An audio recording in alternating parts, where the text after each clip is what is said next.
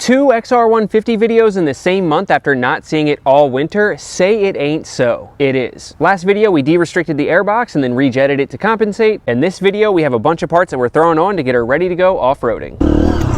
Oh my god, dude. This season I want to make it a point to get in the woods on this thing more because there's just nothing more relaxing than riding in nature. Dude, this is literally... Oh!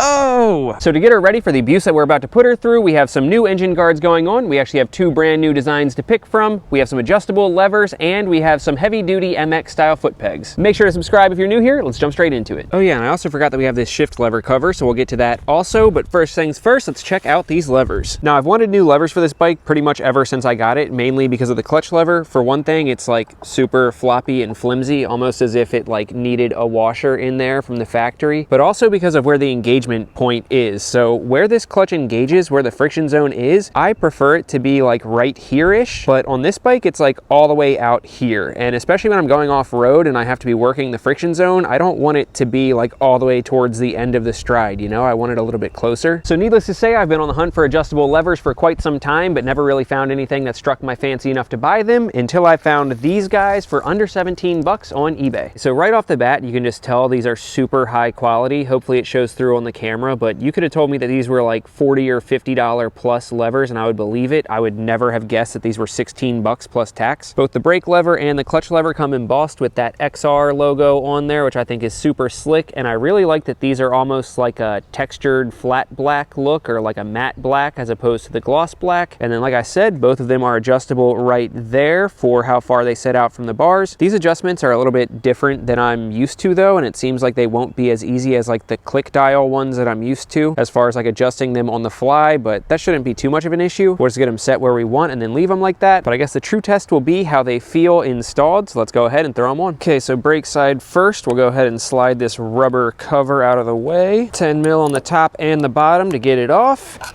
Shazam, light work. As you can see, there's plenty of grease on the stock lever, so honestly we could probably just scoop that off and put it on the new one to keep it all lubed up, but if there's not enough, I got some white lithium grease spray for that. Put that bolt back in there. That's the wrong side. Throw the bottom bolt back on and boom. Looks like she's working just fine. We'll probably adjust it a little bit further out to suit my liking, but seems like we're good to go. Now onto the clutch side. Okay, so clutch side, we'll get the boot slid down out of the way again, and then we'll break that lock nut free and screw that all the way in to give us enough slack to get the lever off. Okay, now this one might be a little bit more tricky to see if we can get the lever off with the handguard in place.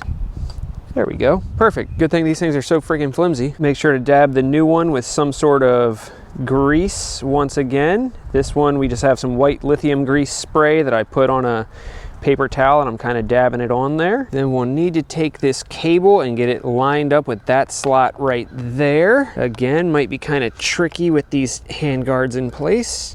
Apparently not, because again, they're so flimsy. And boom, goes right into place. And then we'll put it back together in the opposite order. Then we'll thread this back out until it's at a point where before this kind of catches like that, you could fit about the width of a quarter in there. So maybe right about that, and then we'll lock it down with the lock nut. Now, like I said, to adjust these, you have to actually screw this part out. So left to have it further away from the bar, right to have it closer. So you screw it out and then use that smaller nut as kind of a lock nut. So that should be good, and then we'll lock it in place. Actually, I don't even know how it's supposed to lock in place, because in 8mm, which is what this is, the wrench like slides over both of them. So there's no way to lock it in place, but I don't think that's going anywhere anyway. So slide the cover back over. Will it fit? Take some finessing and fandangling, but she goes. Does it affect anything? No. Perfect. Stock look, baby. Okay, then we'll start her up and check out where the friction zone is. See how it doesn't engage until like all the way out there? I want to bring that a little bit closer if it lets me.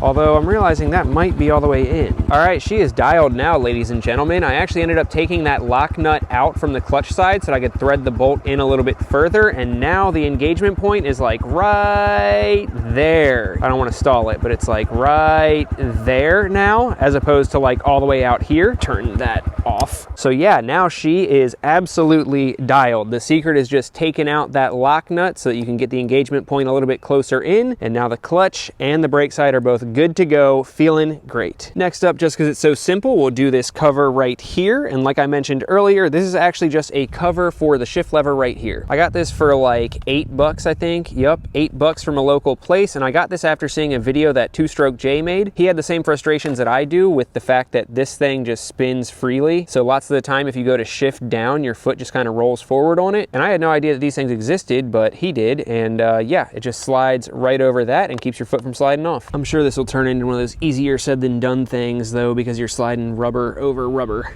Yeah, how the hell? I don't even see a world where that would fit in there, so maybe he took his off. I didn't think he did, but maybe he did. YOLO, what's the worst? Ooh, dude, as I'm saying what's the worst that could happen? Anyway, YOLO, what's the worst that happens? I gotta pay like probably 10 or 15 bucks for a new part. There we go. Shazam. That fits a little bit loose. I don't think he took this part off. Maybe I wasn't supposed to do that. But let's see. I mean, it feels fine. Your foot's not gonna slide off. Talk about perfect timing. As I was finishing that up, the foot pegs showed up from Amazon. Yes, I started this video before I even had them. Don't judge me. These were less than 30 bucks off Amazon, so we're taking a bit of a gamble here, but let's open them up and see if they suck. Okay. I mean, if they actually fit, these things look pretty sick. Look at the spikes on those and look at how much space they have.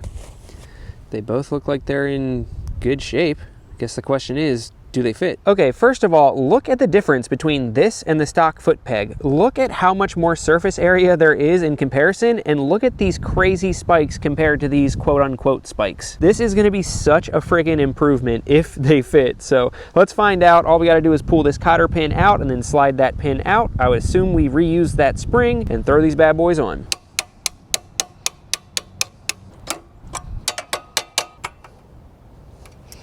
Boom! And just because we haven't done it in a while, are you kidding me, dude? Look at that difference. Just look at how good these things are, dude. So much more surface area, so much more grip, and if these spikes ever wear out or get lost, they come with replacements. These things are so sick, dude. Oh, getting blinded by the sun. One of my biggest gripes with the stock foot pegs not only was their size and just kind of how dinky they were, but for some reason my foot pegs also like kind of angled up a little bit. I don't know if it was just something weird with my bike or if all of them do it, but it was like the foot pegs almost like kind of sat up like that a little bit, like they never sat fully flat, but that is not the case with these. They're like perfectly flat platforms and super grippy. I am pleasantly surprised with these, and I'm also pleasantly surprised that we're going 2 for 2 with cheap eBay and Amazon parts for the day. All right, let me get my eyeballs out of the sun and let's check out the new engine guards. Okay, so obviously you guys can tell which ones are the 2 new ones and which one is the old one, because obviously it's filthy and it's been on my bike for a while, but I figured I'd take that one off to make the comparison make a little bit more sense. As you can see, this is the original one. This is kind of the bigger and better version of the first one, and this is just the big Mac Daddy of all of them. Now, all these engine guards are actually made by the same company. If you guys have seen my video previously where I installed the original ones, you might remember that this company is based out of the Ukraine and they sell all of their products on eBay. And I made a video showing how much better that one is than the stock one that Honda offers. And apparently that video must have done pretty well, because the company actually took some of my advice and made an upgraded version and a bigger version, and then reached out to me and kind of thanked me for the video and asked if I could show these off. And obviously I was more than happy to do it. Nothing better than a company that actually listens to the consumer and makes even better products. Okay, so this is the OG version right here. As you can see, it mounts up right here to the lower engine mount bolts, and then it has these bent parts here that slide over the bottom of the frame. So it ends up mounting up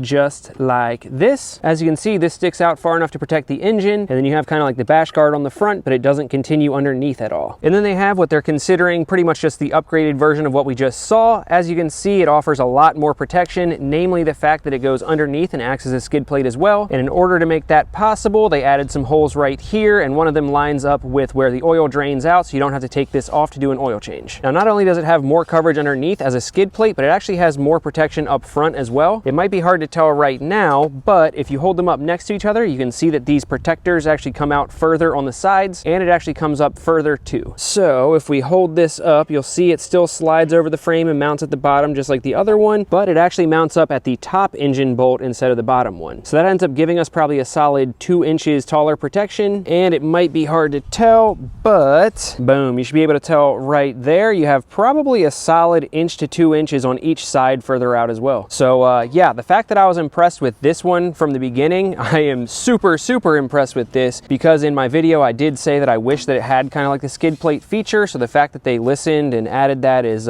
pretty freaking awesome. Pretty sure that this is what I'm gonna end up running. And then, ladies and gentlemen, we have the Mac Daddy. I think they're calling this like their highway peg kit, essentially. I think this is more designed for people who do lots of like on-road riding as opposed to off-road, because you can see how much further it sticks out. Doesn't quite have a bash guard on the front and no skid plate on the bottom, but damn is this thing beefy. So this will end up mounting actually with both of the top engine mount bolts, and then it'll mount down here at that bottom mount as well. So this has the full hardware kit here. You can see spacers that I'm assuming are so that it can stick out from here. The long bolt will go there as well, and then the 2 shorter ones will go up top here. And then you can see it'll mount up kind of like that, so it comes up way higher, sticks out way further, and actually comes up so high that it has like kind of a cutout for where the header goes. So yeah, this is like the Mac Daddy of all Mac Daddies. Plenty of space to put like auxiliary lights on, and you could probably even stick your feet on it if you're doing like longer trips. And one last comparison for you guys. As you can see, all of these are pretty kick-ass. It just depends on what you're going for personally. Links for all of these and everything else from this video will be in the description. As for me, I think it's pretty clear that I'm gonna love these more than anything else, so let's go ahead and get them thrown on. Sheesh, check these things out, boys. Oh my gosh, they're looking so good. I didn't want to bore you guys with the install process because it's literally the exact same as the last video I made installing engine guards on this bike, but dude, these things are so much better than the other ones. They fit better, they look better, they're going to protect better. I am so stoked on these. Now, speaking of fitting better, they do fit tighter and better up here, although they fit so tight that I did have to kind of get the mallet out to work this down into place in order to get this bolt through. I think I ended up taking a screwdriver and kind of putting it in there and prying one side to line the holes up while I kind of like pushed the bolt in from the other side. But overall, not a big deal. As you can see, it mounts on the top bolt instead of the bottom bolt. So from there up is all just extra protection that we have. And then again, they just mount up down there with the clamps. But again, even without those clamps, these things are just held in place nicely because it wraps around the frame right there. And then under the bike, you can see that the skid plate comes all the way down now. And then this is the hole that's there, so you don't have to take it off to do an oil change. This hole is just here for symmetry. There's nothing there, but looks good anyway. So yeah, I am super stoked on the engine guards. I'm super stoked on the foot pegs, the cover, the levers. I am super stoked on just everything that we did to this bike, honestly. It's not often that you can spend such little money on such big upgrades and have things go as smoothly and easily as they did today, so I'd call that a dub. The XR150 is way more equipped for off-roading than she was just earlier today, and now that that's complete, there's only one thing left to do. And that would be to, oh my god, to really test her out and do some off-roading and see how capable she is now. Oh, let's go, baby. Oh my god, dude. Get buck. Dude, safe to say. Oh, dude. The camera probably did not just do that justice, but on that last one, I really, like, almost got bucked off of the seat.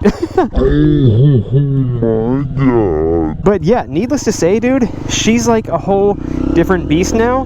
The foot pegs are incredible, dude. I have so much confidence. I'm so locked in. They're just like the perfect platform, you know? And I think the levers are really big. Ooh, skid and almost hit that. I never put my foot down though.